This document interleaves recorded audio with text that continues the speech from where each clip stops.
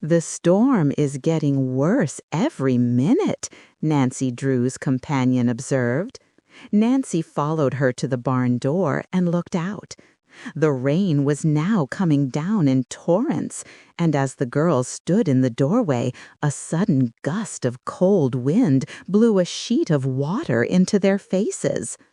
"Oh, let's get back where it's dry," Nancy laughed. "This is terrible." "It's getting cold, too," her companion announced, with chattering teeth. "Why not come into the house with me? It's far more comfortable there. And, unless I'm mistaken, this storm will continue for an hour or so." "I don't like to trouble you." "Oh, it's no trouble at all. Grace will never forgive me if I don't bring you inside." She turned to Nancy with an apologetic smile. "I guess I forgot to introduce myself. My name is Allie Horner. And I am Nancy Drew." "Not the daughter of Carson Drew, the noted lawyer?" "Yes," Nancy admitted, in surprise. "Do you know my father?" "Oh, no, but I guess everyone has heard of him." Allie Horner began to take off the raincoat which she wore. "Here, take this, and I'll find you a pair of rubber boots." "I don't want to take your raincoat," Nancy protested. "What will you wear?" "Oh, I have an old coat hanging here on a nail. I'll use that. Anyway, the rain won't hurt my dress." Under protest, Nancy donned the raincoat and put on a pair of rubber boots which were several sizes too large for her. She made such a grotesque picture that the two girls could not help but laugh. Then they closed the barn doors. "Now," Allie directed, "let's make a dash for it." Hand in hand, they splashed through the mud toward the farmhouse. As they ran, a vivid flash of lightning momentarily illuminated the sky and caused the girls to cringe.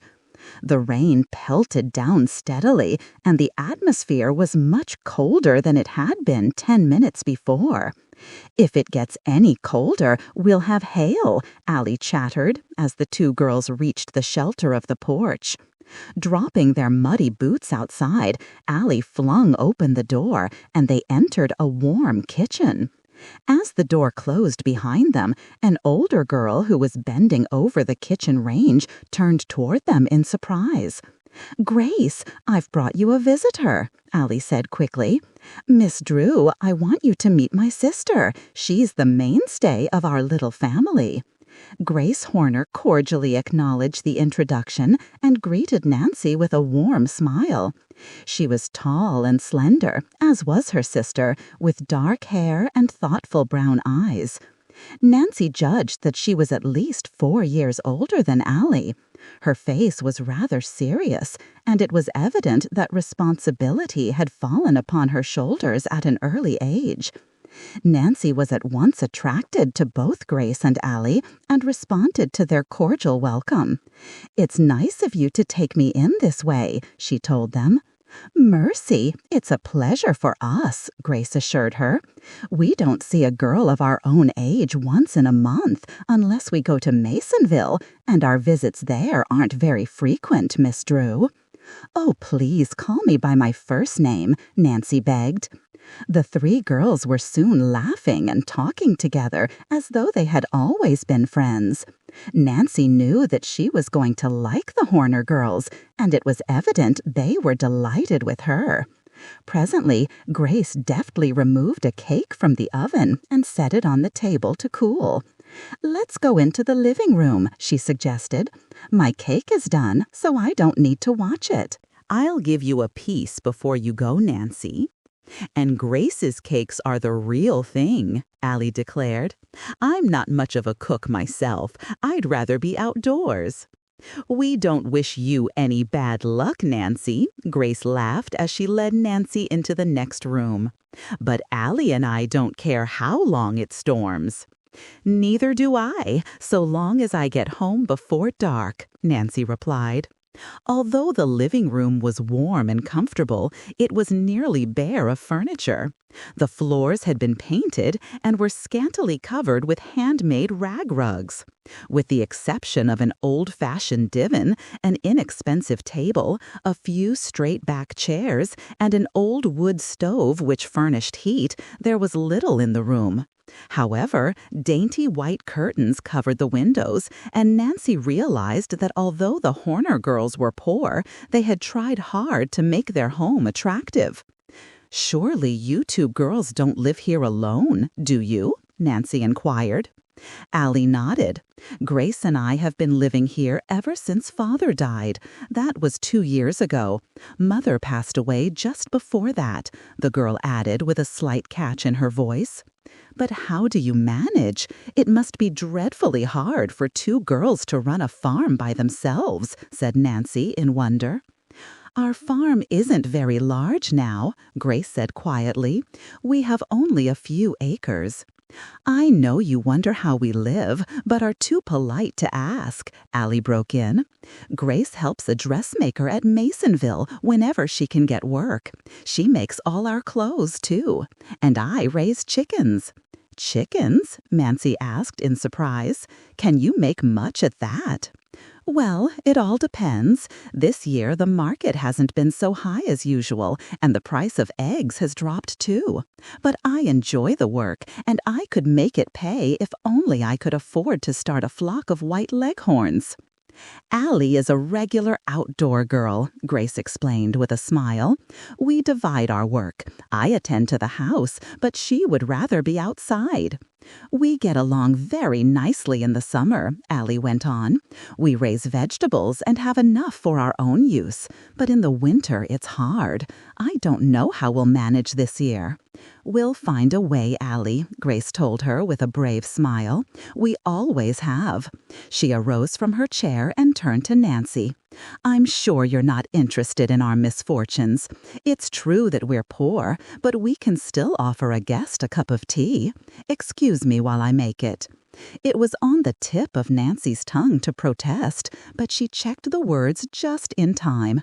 She knew that Allie and Grace were proud, and that to refuse their hospitality would hurt their feelings. "I wish I could help them," Nancy thought, "but if I offer to pay for the tea, they will be offended. Perhaps later on I can engage Grace to make a dress for me." In a few minutes, Grace returned to the living room, bearing a tray which had been covered with a clean white napkin. She poured the tea and served the cake with as much poise as though she were gracing an elegant drawing room. "I never tasted more delicious cake in all my life," Nancy said warmly. The 3 girls chattered over the teacups and watched the rain beat against the windows. Presently, as Nancy noticed an unusual picture on the wall, she commented on its beauty. "Uncle Josiah gave it to us," Allie told her. "If he were only alive now, things would be different." At the mention of the name, Nancy started. Could it be that Allie referred to Josiah Crowley? It was very unlikely, she decided. Yet only the week before, her father had told her that there were 2 girls living on the river road who should have figured in the will. The relationship would be worth investigating, Nancy told herself. "Then your uncle is dead?" she inquired sympathetically. "Josiah Crowley wasn't really our uncle," Grace replied, "but we loved him as much as though he were a relative." Her voice broke, and for a moment she could not go on. "He lived next door to us. That was when Mother and Father were alive. All of our misfortunes seemed to come at once." "He was the dearest man you ever saw," Allie added, taking up the story. "Some people thought him queer, but you never minded his peculiar ways after you knew him. He was so good and kind to us. We were neighbors for years, until the Tophams induced him to live with them. After that, everything was changed." "But he never liked it with the Tophams," Grace declared.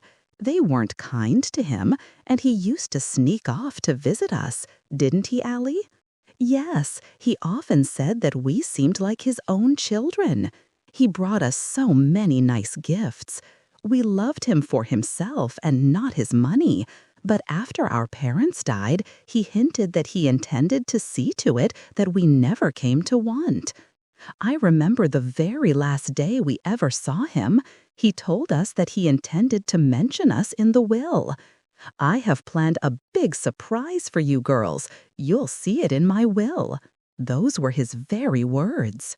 And then the Tophams got everything, Grace said, somewhat bitterly. It isn't that we were expecting any of the money, but it does seem unfair that the entire fortune should go to them. They never cared a snap of their fingers for Uncle Josiah, and I don't believe he intended to leave his money to them. Perhaps you were mentioned in the will they say can't be found, Nancy suggested. Grace and Allie exchanged significant glances and gravely nodded. That's just what we think, Allie announced. Can't something be done about it? It seems only fair that you should have your inheritance.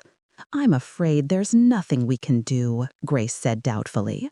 You see, although we are certain a will was made in our favor, we have no actual proof.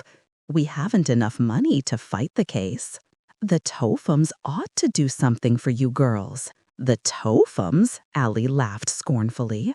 They wouldn't give us a cent. For some time, Allie and Grace Horner talked of Josiah Crowdley and his queer ways. To Nancy, it was evident that the girls had loved the old man a great deal. Presently, as the rain ceased and the sun threatened to break through the clouds, Nancy arose to leave. "Your story has interested me a great deal," she assured the Horner girls. "It's possible my father can do something to help you. He is a lawyer, you know." "Oh, we weren't asking for help," Grace interposed quickly. "I don't know why we happened to tell you so much. I'm glad that you did, and if I can, I want to help you. If my father asks you to come to his office in River Heights, will you do it?" "Why, yes, I suppose so," Grace admitted slowly. "But we have told you about everything we know concerning the will." "My father is a wonder at unearthing hidden facts," Nancy declared. "It's kind of you to tell your father about our case," Allie broke in. "We'd be so grateful if something could be done. We don't want a cent that doesn't belong to us, but it does seem as though we should have received a small inheritance." "Don't build up your hopes until after I've talked with my father," Nancy advised them as she turned toward the door. "If anything can be done, I promise I'll let you know."